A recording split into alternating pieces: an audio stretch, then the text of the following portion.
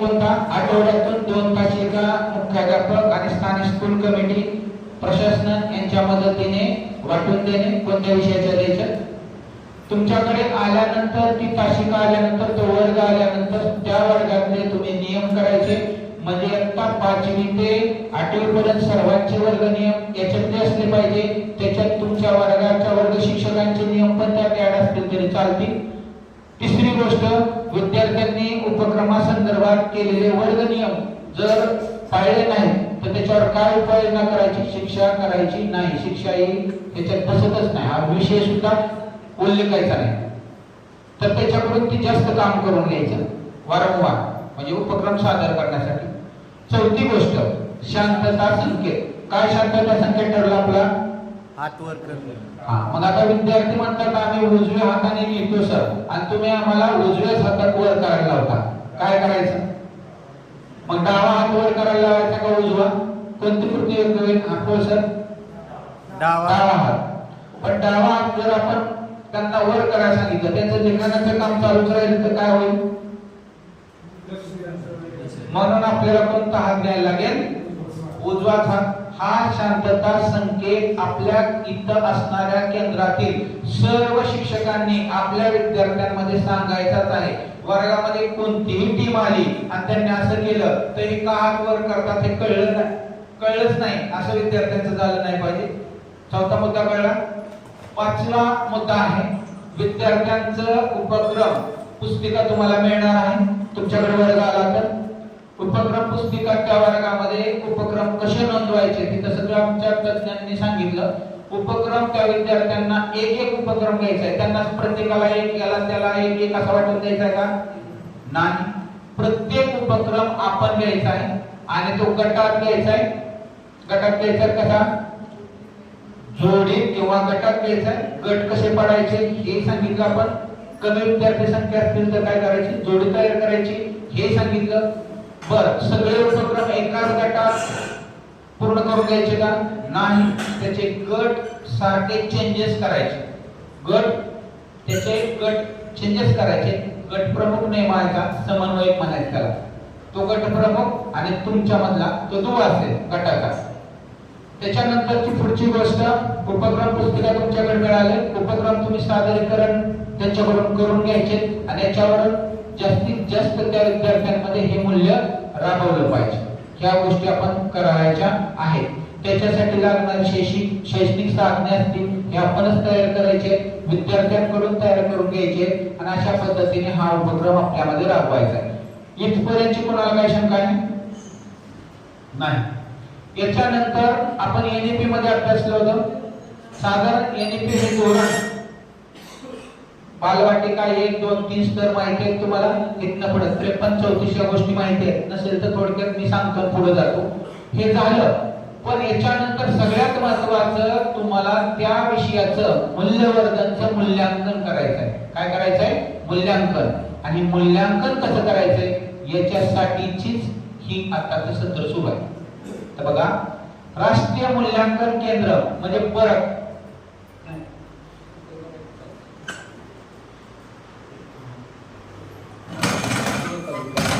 राष्ट्रीय मूल्यांकन केंद्र परखचं स्पेलिंग आहे PARAKH. P for performance, A for assessment, R for review, A for analysis of knowledge and K analysis and K for knowledge and H for holistic development. म्हणजे परख, आपण पारख म्हणतो ना तसं परख ही राष्ट्रीय मूल्यांकन केंद्र आहे. एनएपी मध्ये पण तुम्हाला याच्याबद्दल माहिती मिळाली असेल त्या प्रशिक्षणामध्ये. म्हणजे performance assessment, review and analysis of knowledge of holistic development एवढा त्या परखचा मोठा अर्थ आहे. या सिस्टीम नुसार आपल्या विद्यार्थ्यांची, आपली सर्वांची, सगळे मूल्यांकनाची, प्रशासनाची सिस्टीम राबवली जाणार आहे केंद्र शासनाकडून.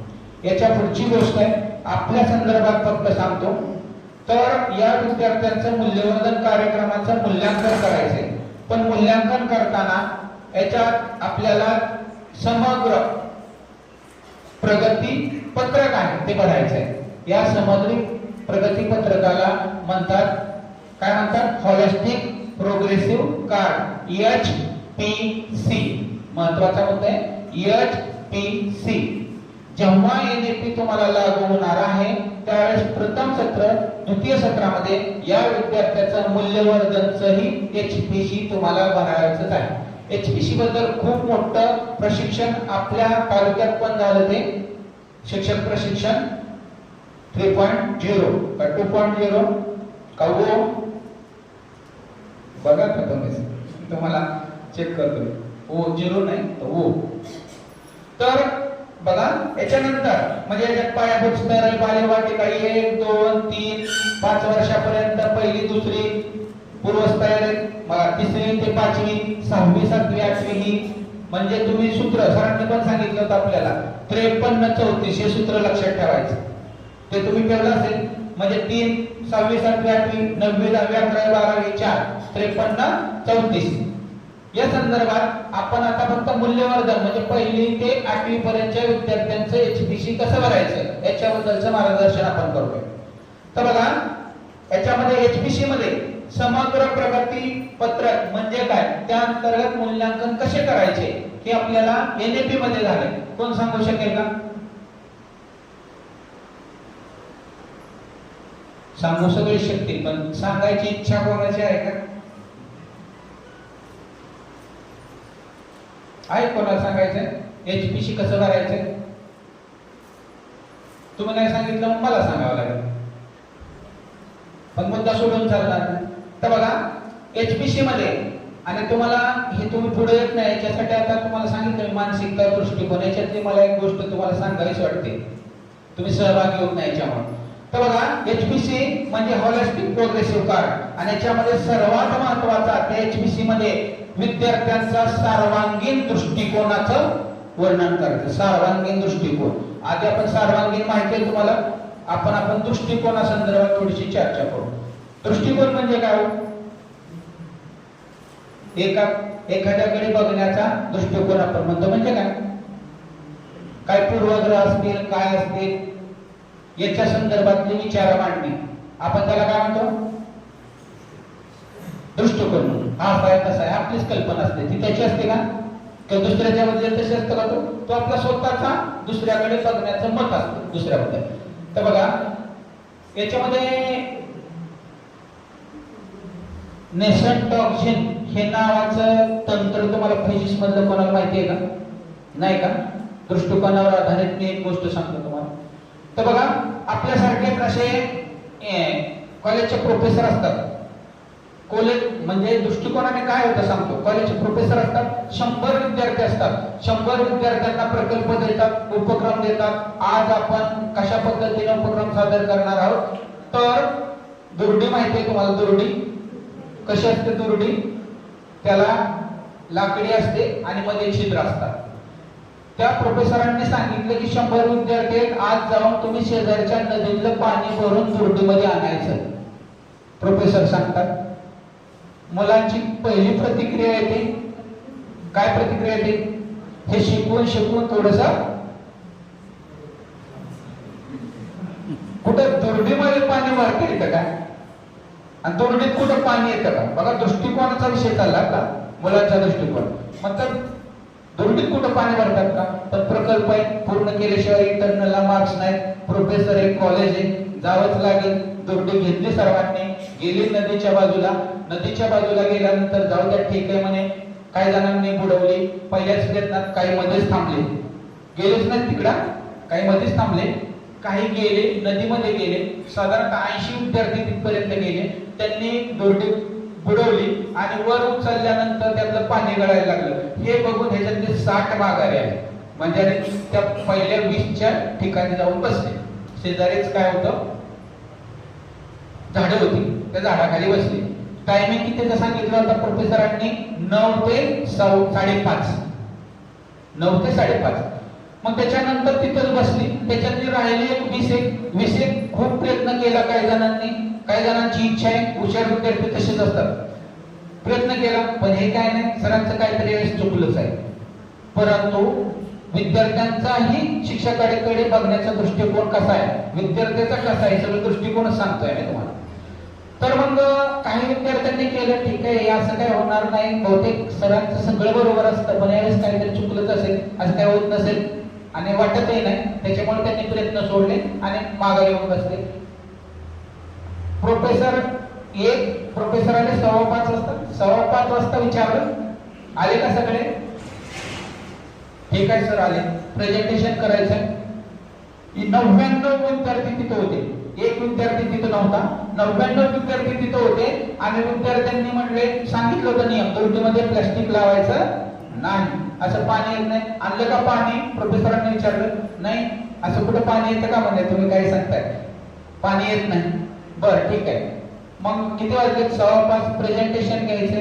पण एक विद्यार्थी नाही. प्रोफेसर विचारतात, विद्यार्थी म्हणतात तो गेला असेल पळून, तुम्ही सांगितले एवढे बनाट कल्पना, पळून गेला असेल, तो नसेलच.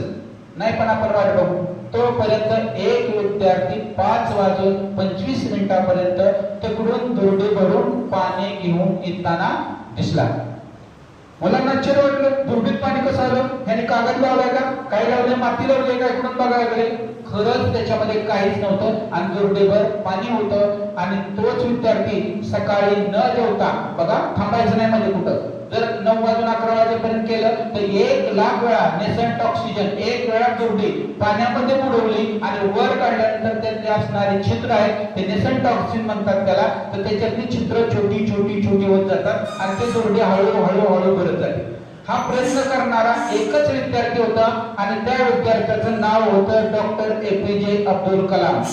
एक विद्यार्थी भारताच्या दृष्टिकोनातून जगामध्ये एवढं भविष्य घडू शकतो. त्या 99 विद्यार्थ्यांनी चांगला दृष्टिकोन ठेवला असता तर आपला भारत कुठे गेला असता. आज बघा आपणही आपला दृष्टिकोन कसं ठेवून इथं प्रशिक्षणाला आलो, विद्यार्थ्यांमध्ये मूल्य आपण कशी रुजवणार हा मोठा प्रश्न आहे. त्याच्यामुळे तुम्ही ज्या पद्धतीने अब्दुल कलाम यांनी पॉझिटिव्ह दृष्टिकोन ठेवले त्याप्रमाणे तुम्हीही ठरवा आणि या प्रशिक्षणाच्या माध्यमातून मला तुम्हाला सांगायचे, तुम्ही पण विद्यार्थ्यांमध्ये तसा दृष्टिकोन निर्माण करा. तर बघा HPC मध्ये शब्द आला होता सर्वांगीण दृष्टिकोन, म्हणजे याच्यात काय समग्र प्रगती पत्रक हे अनिवार्य आहे. पहिली गोष्ट, मी नाही भरलं तर चालेल का? अजिबात चालणार नाही, तुम्हाला ते भरायचंच आहे, अनिवार्य आहे. याच्यामध्ये विद्यार्थ्यांच्या सर्वांगीण विकासाचा आढावा घेण्यासाठी एक परिपत्रक आहे. याच्यात भावनिक आहे, सामाजिक विकास आहे, मानसिक आहे, शारीरिक आहे, या सगळ्यांचा विचार HPC मध्ये करायचा आहे. यामध्ये विद्यार्थ्यांच्या व्यक्तिमत्वाच्या विविध पैलूंचा, म्हणजे त्यांची आवड असेल, क्षमता असेल, दृष्टिकोन असेल, मूल्य असेल, या सगळ्यांचा समावेश करायचा आहे. क्षमता आणि कौशल्य आणि मूल्य हे संकल्पना स्पष्ट झाल्या. क्षमता म्हणजे ती काम करण्याची कुवत आणि कौशल्य म्हणजे ते काम किती कमी वेळामध्ये ऍक्युरेट अचूकतेने करतोय त्याला काय म्हणायचं, कौशल्य. आणि मूल्य आता सांगितले आपण त्या पद्धतीने मूल्यांकनाच्या पद्धती सांगतो. पारंपरिक ज्या पद्धती आहेत गुणाकार आधारित मूल्यांकनाऐवजी क्षमता आधारित आता आलेल्या आहेत. क्षमता आधारित म्हणजे अध्ययन निष्पत्ती आणि क्षमता आधारित. आपण आता अध्ययन निष्पत्तीत आता सध्या आहोत, इथून पुढून आपण पुढे जाणार आहोत, क्षमता आधारित मूल्यांकन विद्यार्थ्यांचं करणार आहोत. अध्ययन निष्पत्ती आधारित आणि क्षमता आधारित, छोट्या छोट्या अध्ययन निष्पत्तीनेच त्यांना काय प्राप्त होणार आहे, क्षमता प्राप्त होणार आहे. म्हणजे पहिलं सर्वांगीण दृष्टिकोन HPC चा. दुसरा मुद्दा तुम्ही सांगितलं नाही मला सांगायला लागले, मूल्यांकनाच्या पद्धती. मूल्यांकनाच्या पद्धती कशा आहेत, क्षमता आधारित आहेत. तिसरं विद्यार्थ्यांचं स्वयंमूल्यमापन. विद्यार्थ्यांचं स्वयंमूल्यमापन विद्यार्थ्यांनीच करायचं आहे, त्याला सेल्फ असेसमेंट म्हणतात.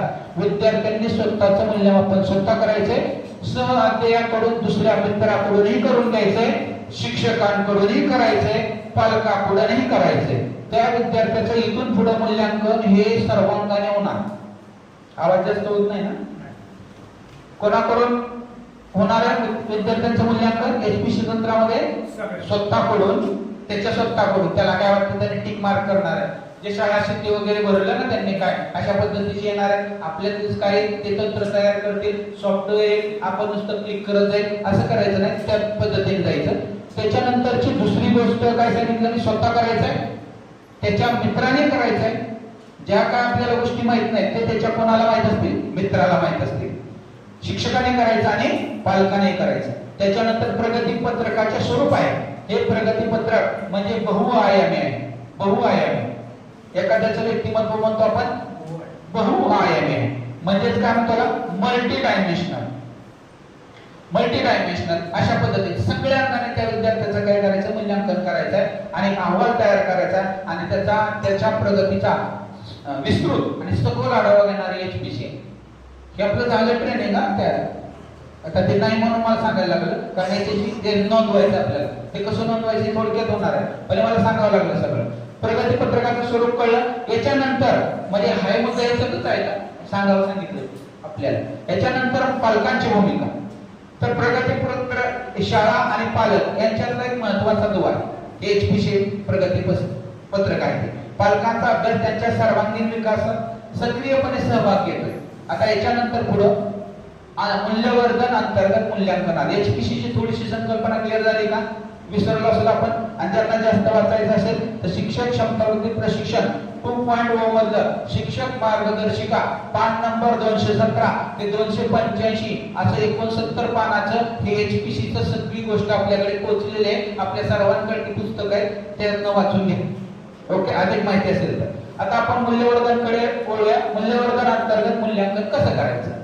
तर मूल्यवर्धन अंतर्गत मूल्यांकन करण्यासाठी एक मिनिट प्रश्न थोडक्यात बघा. आता मूल्यवर्धन काय कशाचे मूल्यांकन केलं पाहिजे. मूल्यवर्धन मध्ये कशाचे मूल्यांकन केलं पाहिजे. काय वाटतंय तुम्हाला कशाचे मूल्यांकन केलं पाहिजे. तर मी आत्ताच सांगितलं विद्यार्थ्यांच्या क्षमता व कौशल्य. विद्यार्थ्यांच्या क्षमता व कौशल्य यांचं मूल्यांकन केलं पाहिजे. अधोरेखित करून ठेवा. याच्यानंतरचा पुढचा प्रश्न आहे हे मूल्यांकन कशा प्रकारे केले पाहिजे. ही खरं चर्चेने करायचंय पण वेळ कमी आहे म्हणून मी जातो का करायची चर्चा. दुसरा प्रश्न हे मूल्यांकन कशा प्रकारे केले पाहिजे. कशा प्रकारे केले पाहिजे. विद्यार्थ्यांनी स्वनिरीक्षणातून केलं पाहिजे. त्यांच्या सहअध्यायी मुलं आहेत त्यांच्या मुलांकडून आलेले मुद्दे त्यात घेतले पाहिजे. पालकांकडून काही बाबींवर चर्चेतून मिळालेली माहिती कलेक्ट केली पाहिजे. शिक्षकांनी वर्षभरात केलेलं निरीक्षण या सगळ्याचा समग्र विचार करून शिक्षकांनी मूल्य विकासा संदर्भामध्ये नोंद करणे अपेक्षित आहे. क्षमता आणि कौशल्याचं